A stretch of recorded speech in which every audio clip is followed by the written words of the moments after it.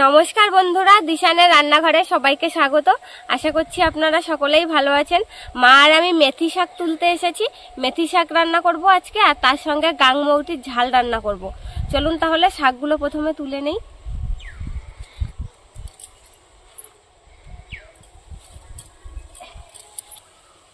কত সুন্দর শাকগুলো হয়েছে দেখুন, মেথি শাক।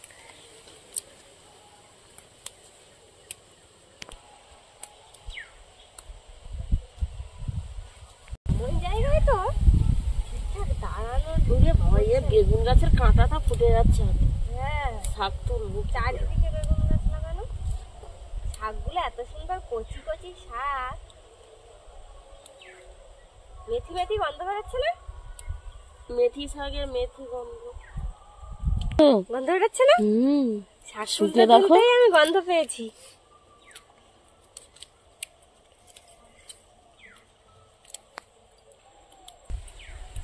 যারা কসুরি মেথি খেতে ভালোবাসেন তারা হয়তো অনেকেই জানেন না যে এই মেথি শাকের পাতা শুকিয়েই কসুরি মেথি তৈরি করা।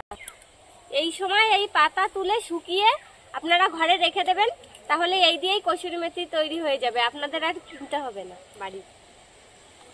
তাহলে আমাদের তো বানালে হয়। হ্যাঁ, আমরাও বানাবো তো। আমাদের তো অনেক হয়েছে শাক। কটা পাতা শুকিয়ে রেখে দেবো আমরা। হায় হায়, উঠে গেল গো। তুলে দিও না, গোড়াগুলো থাক। চলো আজকে একটু অন্য লঙ্কা তুলে নিয়ে যাব। এই কালো লঙ্কাগুলো নেবো আজকে। গাছের লঙ্কা হয়েছে দেখো, সরু লঙ্কা। এই যে কালো কালো লঙ্কা, এই লঙ্কাগুলো একটু অন্যরকম। এই লঙ্কা তুলে নিয়ে যাই আজকে কটা। কত লঙ্কা দেখুন, কি বড় বড় লঙ্কা। হ্যাঁ, কত বড় বড় লঙ্কা। এই লঙ্কাগুলো লম্বা। এই হায় হায়, গাছটা ভেঙে গেছে। এক হাত দিয়ে তুললে হবে না, 2 হাত দিয়ে লঙ্কা তুলতে হবে। এতে লঙ্কা ফুল ভর্তি আর ভেঙে গেল। নাও, আর কটা তুলে নাও, বেশি তুলতে হবে না।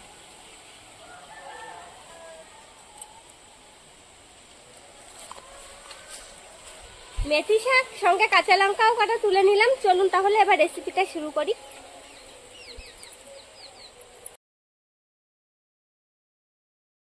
রুটিটা কেটে নিয়েছি, এবার লবণ হলুদ মাখিয়ে নেব।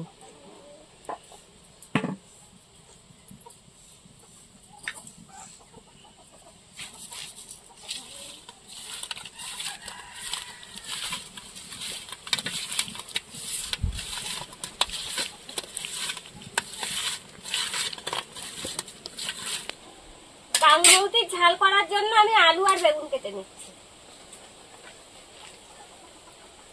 মাছ ভাজার জন্য কড়াইতে তেল দিয়ে দেবো। এবার মাছগুলো ভেজে নেব।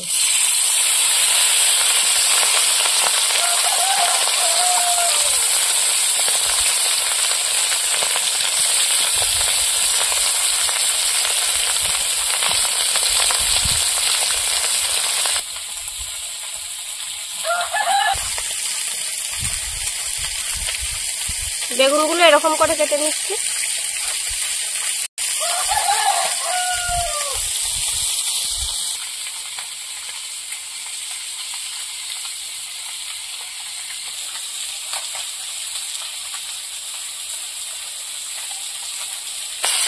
এক পিঠ হয়ে গেছে মাছের, আর এক পিঠ উল্টে দেবো। মাছগুলো বড় বড় মজবুত, ডাল মুড়বেলা।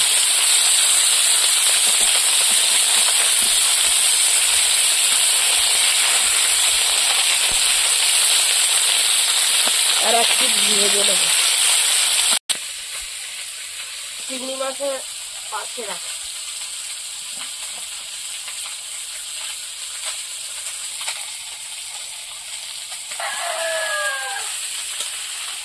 মাছ ভাজা হয়ে গেছে, এবার তুলে নেবো।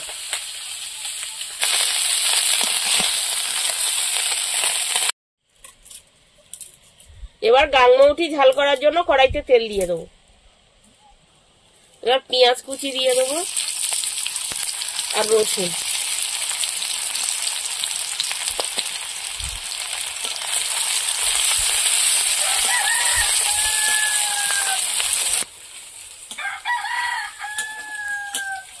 এবার আলু বেগুন দিয়ে দেবো।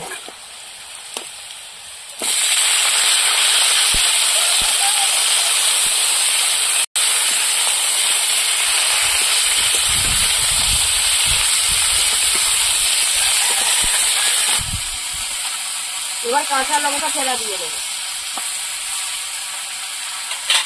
লবণ,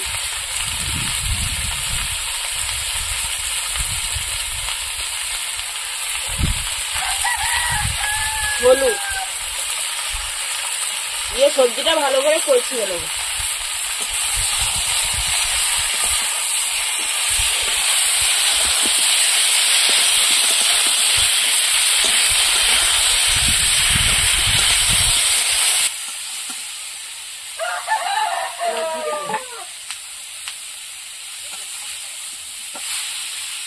আমি জিরেটা বেটে নেব।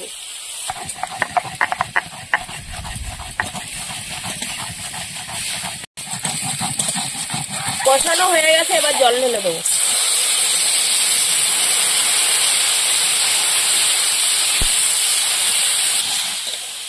দীপিকা, হ্যাঁ বেগুন ডোবা জল দেবো নাকি? হ্যাঁ দাও, তুমি যদি বেগুন ডুবাতে পারো তো জল দিয়ে দিতে থাকো। মৌরলা মাছ বেগুন দিয়ে করছো, তা বেগুন ডোবা জল দিচ্ছি আমি। হ্যাঁ যত সময় ডুববে না তত সময় ঢালতে থাকবে। ঢালো, ভালো তো। এবার গুঁড়ো লঙ্কা দিয়ে দেবো।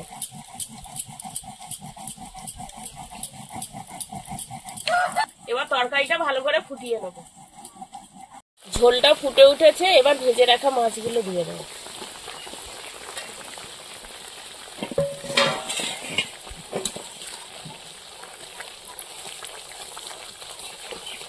তুমি তাড়াতাড়ি শাক কুচে ফেলো। হ্যাঁ এবার আমার তো রান্না হয়ে গেল এই তরকারিটা। এইবার শাকগুলো কেটে নেবো।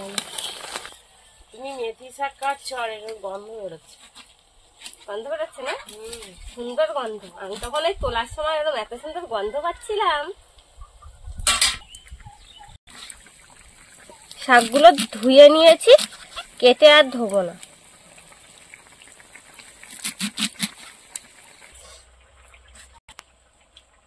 এবার তরকারিতে জিরে বাটা দিয়ে দেবো।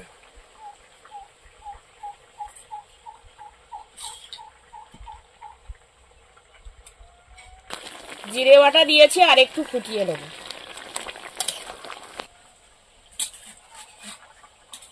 তরকারিটা হয়ে গেছে, এবার নামিয়ে নেব।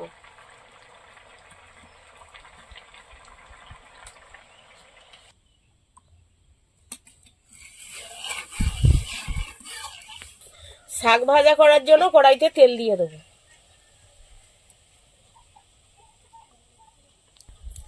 গোটা শুকনো লঙ্কা, পেঁয়াজের কুচি, রসুন। বন্ধুরা, এরকম আরো নতুন নতুন রেসিপি দেখতে আমাদের চ্যানেলটিকে সাবস্ক্রাইব করবেন আর অবশ্যই পাশে থাকা বেল আইকনটি প্রেস করবেন, তাহলে আমরা নতুন কোনো ভিডিও আপলোড করলে নোটিফিকেশন আপনাদের কাছে পৌঁছে যাবে। আর কে কোথা থেকে দেখছেন কমেন্ট করে বলবেন, তাহলে আমরা নতুন নতুন ভিডিও করার আগ্রহ পাবো। যদি ফেসবুক থেকে দেখেন তাহলে ফলো করে আমাদের সঙ্গে থাকবেন। পেঁয়াজটা লাল হয়ে গেছে, চিংড়ি মাছ দিয়ে দেবো।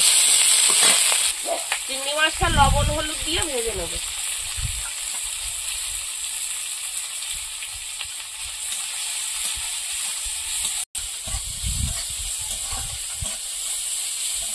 ভাজা হয়ে গেছে, এবার শাক দিয়ে দেবো।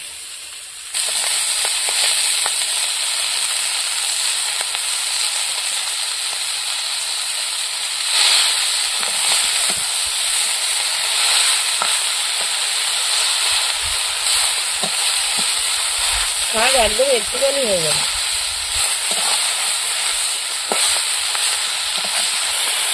লবণ দিয়ে দেবো,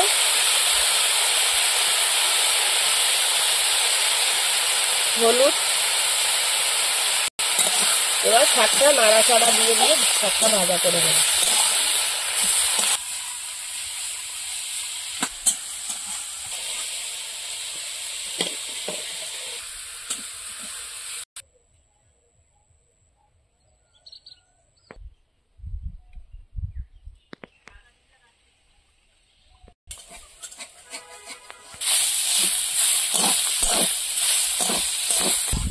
শাক ভাজা হয়ে গেছে, এবার তুলে নেবো।